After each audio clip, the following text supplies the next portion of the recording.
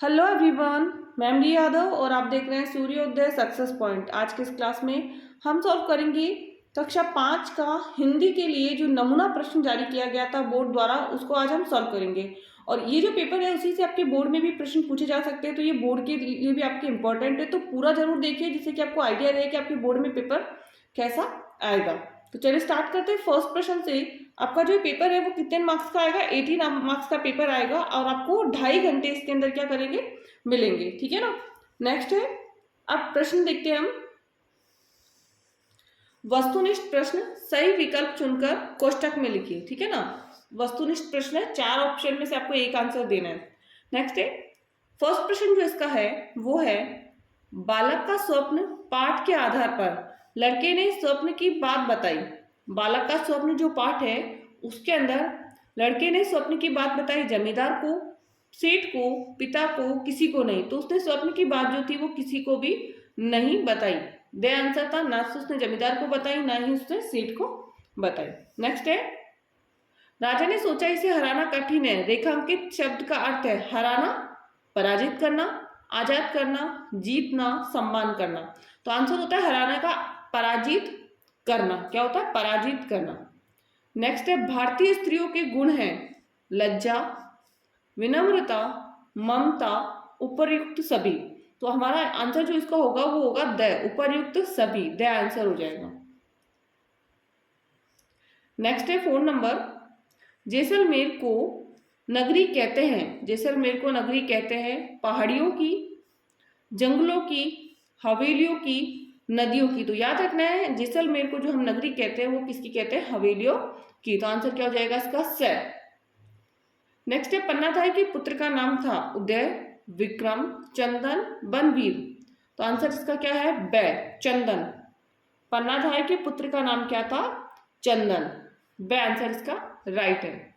Next है, मेहनत की कमाई पाठ के आधार पर लड़के ने अंतिम दिन चवन्नी कुएं में क्यों नहीं फेंकी। मेहनत की कमाई पाठ के आधार पर लड़के ने अंतिम दिन चवन्नी कुएं में क्यों नहीं फेंकी।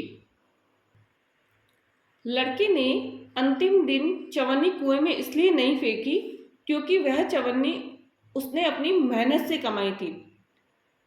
लड़के ने अंतिम दिन चवन्नी कुएं में इसलिए नहीं फेंकी क्योंकि वह चवन्नी उसने अपनी मेहनत से कमाई थी। नेक्स्ट 7 नंबर प्रश्न, स्वस्थ रहने के लिए क्या क्या करना चाहिए? कोई 3 सुझाव दीजिए। ठीक है ना। स्वस्थ रहने के लिए क्या क्या हमें करना चाहिए वो 3 सुझाव देना है। तो आसपास के वातावरण को स्वच्छ रखें। सबसे पहला काम, हम अगर हमें स्वस्थ रहना है तो हमारा जो आसपास का वातावरण है वो कैसा होना चाहिए? स्वच्छ होना चाहिए। तो आसपास के वातावरण को स्वच्छ रखें। अपने शरीर को साफ रखें। अपने शरीर को साफ रखें। नेक्स्ट है, शुद्ध, ताजा और पौष्टिक भोजन पानी ले। मतलब आपका खाना जो है, भोजन जो है वो शुद्ध होना चाहिए, ताजा होना चाहिए, पौष्टिक होना चाहिए। और पानी भी आपको क्या करना चाहिए? शुद्ध ही पीना चाहिए, साफ पानी ही आपको पीना चाहिए। तो 3 जो है हमें स्वस्थ रहने के लिए करने चाहिए। इसके अलावा हम एक्सरसाइज कर सकते हैं, हम व्यायाम कर सकते हैं और कसरत वगैरह भी, हम योगा भी हम कर सकते हैं। ये भी चीज़ हम लिख सकते हैं। नेक्स्ट है, कबड्डी के खेल से हमारे अंदर कौन कौन से गुण विकसित होते हैं? कोई 3 गुण लिखिए। ठीक है ना। 3 गुण आप 3 पॉइंट लगा के भी लिख सकते हैं। कबड्डी के, उत्तर है हमारा इसका, कबड्डी के खेल से हमारे अंदर प्यार, शिष्टाचार, राष्ट्रीयता, अनुशासन, एकता, समानता आदि गुण विकसित होते हैं। तो ये 3 पॉइंट्स आप लिख सकते हैं। इसमें बहुत सारे पॉइंट्स दे रखे हैं, बट आपको 3 पॉइंट्स ही आप क्या कर सकते हैं? लिख सकते हैं। नेक्स्ट है, निम्नलिखित गद्यांश को पढ़कर, ध्यानपूर्वक पढ़कर पूछे गए प्रश्नों के उत्तर लिखिए। ठीक है ना। प्रश्न जो हमारे हैं उनके उत्तर लिखने हैं। दोनों भाई घर गए और अपने अपने घर से भोजन बनवा कर ले आए। महात्मा जी ने उन दोनों को बैठ जाने को कहा। तत्पश्चात उन्होंने भोजन के 3 भाग किए और दोनों भाइयों को भोजन करने का आदेश देकर स्वयं भी भोजन करने लगे। इस प्रकार ऊपर की सब बातचीत तथा भोजन आदि में लगभग 2 घंटे लग गए। महात्मा जी की समस्त कार्यवाही का उद्देश्य केवल यह था कि दोनों का क्रोध कुछ कम हो जाए ताकि उन्हें समझाया बुझाया जा सके, और हुआ भी यही। वह दोनों जब भोजन से निवृत्त हुए तो काफी शांत थे। उन्होंने महात्मा जी के चरणों में विनय की, महाराज यह भूमि तो कुछ बोलेगी नहीं, इसलिए आप ही हमारा निर्णय कर दीजिए। अब प्रश्न हमें देखना, फिर उत्तर देखेंगे। दोनों भाई अपने घर से क्या लेकर आए? दोनों भाई क्या लेकर आए थे? भोजन लेकर आए थे। तो दोनों भाई घर गए और अपने अपने घर से भोजन बनवा कर लाए। तो यहाँ आंसर इसका, तो दोनों भाई अपने अपने घर से भोजन बनवा कर लेकर आए। ठीक है। महात्मा जी ने भोजन के कितने भाग किए? तो महात्मा जी ने भोजन के 3 भाग किए थे। 3 भाग किए। कितने भाग किए? 3 भाग। तो यहाँ में महात्मा जी ने भोजन के 3 भाग किए। नेक्स्ट, महात्मा जी की समस्त कार्यवाही का क्या उद्देश्य था?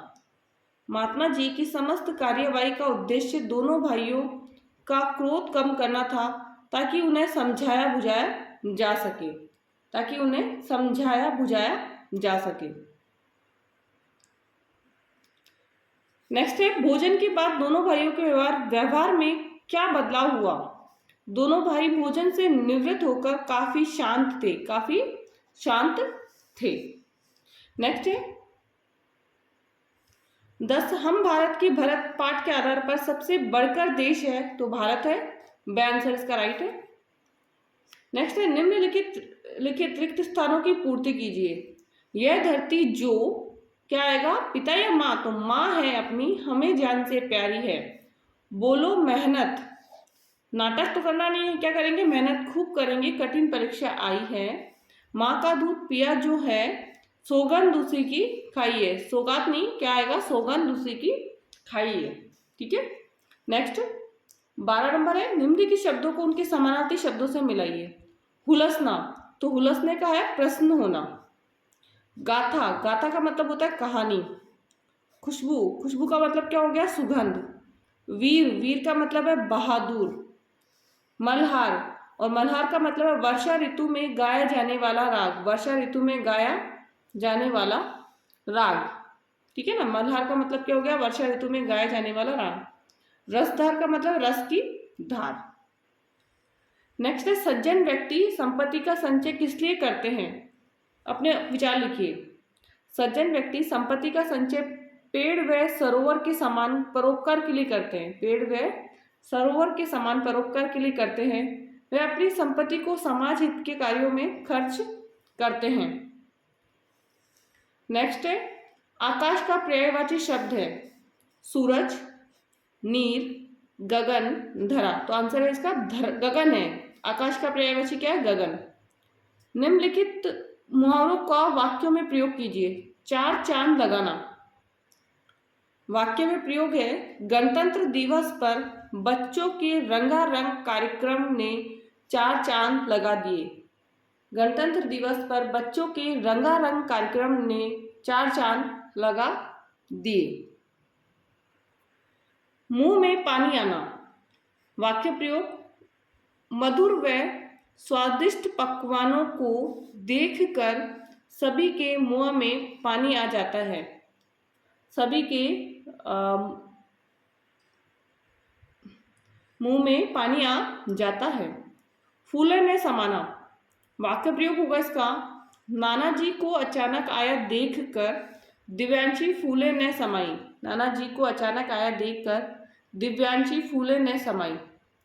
निम्नलिखित विशेषण शब्दों को वाक्यों में प्रयोग कीजिए। सुंदर, केशव सुंदर लेख लिखता है। केशव सुंदर लेख लिखता है। नेक्स्ट है, सच्चा, अरुण मेरा सच्चा दोस्त है। अरुण मेरा सच्चा दोस्त है। नेक्स्ट है, गहरा, तालाब का पानी गहरा है। तालाब का पानी क्या है? गहरा है। निम्नलिखित शब्दों के विपरीत अर्थ बताने वाले शब्द बनाइए। रात है तो दिन होगा, कठोर का कोमल होगा, सच का झूठ होगा। सच का क्या होगा? झूठ होगा। नेक्स्ट, निम्नलिखित शब्दों के लिंग बदलकर नए शब्द बनाइए। तो शेर का क्या हो जाएगा? शेरनी। मोर का मोरनी। घोड़ा का घोड़ी। घोड़ा का घोड़ी।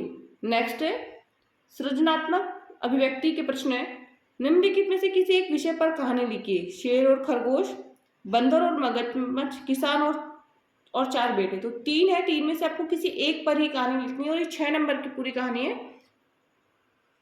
तो सबसे पहले हम देखेंगे शेर और खरगोश की कहानी। एक बार एक जंगल में एक शेर रहता था। वह बहुत से जानवरों को मारा करता था। सभी जानवर शेर के पास दया की प्रार्थना करने गए। शेर प्रतिदिन सुबह एक जानवर चाहता था। वह इसके लिए सहमत हो गए। एक दिन एक खरगोश की बारी थी। उसने शेर को सजा देने की सोची। वह शेर की गुफा में बहुत देरी से पहुंचा। शेर क्रोधित हुआ। खरगोश ने कहा कि उसे एक समय अन्य शेर ने रोक लिया था। वह शेर उससे दूसरे शेर को मार डालना चाहता था। खरगोश उसे एक कुएं पर ले गया। कुएं में शेर ने अपनी परछाई देखी। वह कुएं में कूद गया। वह डूबकर मर गया। जंगल के सभी जानवर खुश हुए। बुद्धि ही बल है। शिक्षा है, बुद्धि ही बल है। नेक्स्ट जो हमारी जो कहानी थी वो थी बंदर और मगरमच्छ की। तीन है, तीन में से आपको सिर्फ एग्जाम में एक ही करनी है। एक मगरमच्छ ने नदी के एक किनारे से दूसरे किनारे पर जाकर बंदर को जामुन के मीठे फल खाते हुए देखा। बंदर ने मगरमच्छ को भी जामुन खिलाए और दोनों में मित्रता हो गई। मगरमच्छ ने एक दिन जामुन के मीठे फल अपनी पत्नी को खिलाए। मगरमच्छ की पत्नी ने बंदर का दिल खाने की जिद की। मजबूर मगरमच्छ ने चाल चलते हुए बंदर को पीठ पर बैठाकर लाते हुए रास्ते में अपनी पत्नी की इच्छा बताई कि वह तुम्हारा दिल खाना चाहती हैं। बंदर ने धैर्य एवं बुद्धिमत्ता से कहा कि मेरा दिल तो पेड़ पर सुरक्षित रखा हुआ है, इसलिए तुम मुझे दिल लाने के लिए वापस ले चलो। वह उसे वापस लेकर आया। पेड़ पर चढ़कर बंदर बोला, अरे मूर्ख, दिल के बिना क्या कोई जिंदा रह सकता है? जा, आज से तेरी मेरी दोस्ती समाप्त। इस कहानी से जो हमें शिक्षा मिलती है वो है कि मुसीबत में धैर्य न खोए एवं मित्रता सोच समझकर करनी चाहिए। ऐसे लोगों से नहीं जो हमें क्या कर सकते हैं, हानि पहुंचा सकते हैं। नेक्स्ट है किसान और चार बेटे। एक बार एक बूढ़ा किसान था। उसके चार पुत्र थे। वे सदैव एक दूसरे से झगड़ते रहते थे। उसने उन्हें नहीं बस झगड़ने की सलाह दी, किंतु सब व्यर्थ। एक दिन वह किसान बहुत बीमार हो गया। उसने अपने पुत्रों को साथ साथ बुलाया। उसने उन्हें लकड़ियों का एक बंडल दिया। उसने उनसे इसे तोड़ने को कहा। कोई भी इसे नहीं तोड़ सका। उसने इस बंडल को खोलने को कहा। फिर किसान ने अपने पुत्रों को लकड़ियों तोड़ने को कहा। उन्होंने एक एक करके सरलता से सारी लकड़ियां तोड़ दी। अब किसान ने अपने पुत्रों से कहा, यदि तुम लकड़ियों के बंडल की तरह इकट्ठे हो रहोगे तो कोई तुम्हें नुकसान नहीं पहुंचा सकता है। यदि तुम झगड़ोगे तो कोई भी तुम्हें नुकसान पहुंचा सकता है। उसके पुत्रों ने एक शिक्षा ली। वह फिर कभी भी नहीं झगड़े। किसान प्रसन्न हुआ। शिक्षा संगठन में शक्ति है। नेक्स्ट है इसका नेक्स्ट प्रश्न, क्या आप राजकीय उच्च प्राथमिक विद्यालय चित्तौड़गढ़ के रोहित या मेघा हैं? आप उदयपुर भ्रमण पर जा रहे हैं। इस हेतु अपने प्रधानाध्यापक जी को 3 दिवस के अवकाश हेतु प्रार्थना पत्र लिखिए। हमारा जो है सेवा में श्रीमान प्रधानाध्यापक महोदय, राजकीय उच्च प्राथमिक विद्यालय चित्तौड़गढ़। तो जो आपका स्कूल इसका एड्रेस है ना, वही आपको यहाँ पर लिखना है। विषय हमारा है 3 दिन के अवकाश हेतु प्रार्थना पत्र। महोदय, उपर्युक्त विषय अनुसार निवेदन है कि मैं परिवार के साथ 3 दिवसीय भ्रमण के लिए उदयपुर जा रहा हूँ, इसलिए विद्यालय में उपस्थित होने में असमर्थ हूँ। अतः प्रार्थना है कि मुझे दिनांक 17 अगस्त जो भी सन है आपका, जैसे 2024 से 19 अगस्त 2024 तक अवकाश देने की कृपा करें। धन्यवाद। आपका आज्ञाकारी शिष्य या शिष्या रोहित या मेघा, जो भी नाम है, और दिनांक आप लिख दीजिए जिस दिन आप लिख रहे हो। कक्षा आपको लिखनी है आपकी जो भी क्लास है। नेक्स्ट है वर्ग पहले में वर्णित अक्षरों की सहायता से पूछे गए प्रश्नों के उत्तर दीजिए। ठीक है। एक फल का नाम, तो एक फल का नाम है अंगूर। ठीक है। कुएं से पानी निकालने का साधन रेहट। रहट। राजा का निवास स्थान महल। महल। एक सब्जी का नाम मटर। कीड़ा मटर। लेखनी या लिखने का साधन कलम। कलम। एक व्यक्ति का नाम रतन, तो रै से आपको देखना है रतन, हीरा रतन। ठीक है ना, रतन। नेक्स्ट है निम्नलिखित में से किसी एक विषय पर निबंध लिखिए। सबसे पहला हमारा विद्यालय। क्या है? हमारा विद्यालय। नेक्स्ट है मेरा आदर्श गांव और मेरा परिवार। तीन में से आपको किसी एक पर क्या लिखना है? निबंध लिखना ही है। तो सबसे पहले हम देखेंगे हमारा विद्यालय। हमारे विद्यालय का नाम राजकीय उच्च प्राथमिक विद्यालय है। हमारे विद्यालय में 10 कमरे हैं। एक कमरा प्रधानाध्यापक जी का है, एक कमरा परीक्षा कक्ष और शिक्षकों के लिए है। हमारे विद्यालय में 8 अध्यापक और एक प्रधानाध्यापिका जी है। सभी अध्यापक छात्रों को मेहनत से पढ़ाते हैं और बहुत प्यार करते हैं। हमारे विद्यालय में एक खेल का मैदान भी है। हम सब यहाँ अनेक खेल खेलते हैं। हमारे विद्यालय में पानी पीने के लिए नल लगे हुए हैं। हमारे विद्यालय में एक शौचालय और 2 मूत्रालय भी है। हमारा विद्यालय शिक्षा, अनुशासन और खेलकूद के लिए प्रसिद्ध है। मैं इसमें पढ़कर अपने आप में गर्व अनुभव करता हूँ। ये तो हो गया हमारा विद्यालय पर निबंध। अब देखना है मेरा आदर्श गांव। तो मेरा आदर्श गांव का निबंध देखना है हमें। भारत गांवों का देश है, मैं भी गांव में रहता हूँ। मेरे गांव का नाम फतेहपुरा है। मेरा गांव आदर्श गांव की श्रेणी में आता है क्योंकि मेरा गांव में लगभग 200 घर है। सभी घर पक्के बने हुए हैं। मेरे गांव में बिजली है, पानी पीने के लिए पानी की टंकी बनी हुई है। टंकी से पानी सुबह शाम घरों में लगे नलों में आता है। मेरे गांव में 2 विद्यालय हैं, एक बालकों के लिए और दूसरा बालिकाओं के लिए। ये दोनों विद्यालय 8वीं कक्षा तक है। दोनों विद्यालय में खेलने के मैदान है। मेरे गांव में सभी पढ़े लिखे हैं, वे नौकरी और खेती करते हैं। सभी खुशहाल जीवन जीते हैं। मुझे मेरा गांव बहुत अच्छा लगता है। नेक्स्ट, ये हो गया हमारा गांव का। नेक्स्ट है मेरा परिवार। मेरा परिवार बहुत छोटा है। मेरे परिवार में 4 सदस्य हैं। मैं गोपाल हूँ, मैं एक विद्यार्थी हूँ। मेरे पिता एक डॉक्टर है। मेरी माता एक अध्यापिका है। मेरी एक बहन है, वह कक्षा 7 में पढ़ती है। मेरे माता पिता मुझे और मेरी बहन को बहुत प्यार करते हैं। मेरी माता हमारा भोजन पकाती है, वह हमारी अच्छी देखभाल करती हैं। हमारा एक बड़ा मकान है, हम शाम को खेल खेलते हैं। ये एक सुखी परिवार है। नेक्स्ट इसमें है ना, वो है अपने विद्यालय के पुस्तकालय का स्वच्छ और आकर्षक बनाने के लिए क्या क्या करेंगे लिखिए। ये हमारा एक है। तो विद्यालय के पुस्तकालय को स्वच्छ और आकर्षक बनाने के लिए हम निम्न कार्य करेंगे। पुस्तकालय कक्ष की नित्य प्रति सफाई व्यवस्था का ध्यान रखेंगे। पुस्तकों को क्रमानुसार विषयानुसार सुसज्जित ढंग से अलमारी में सजाकर रखेंगे।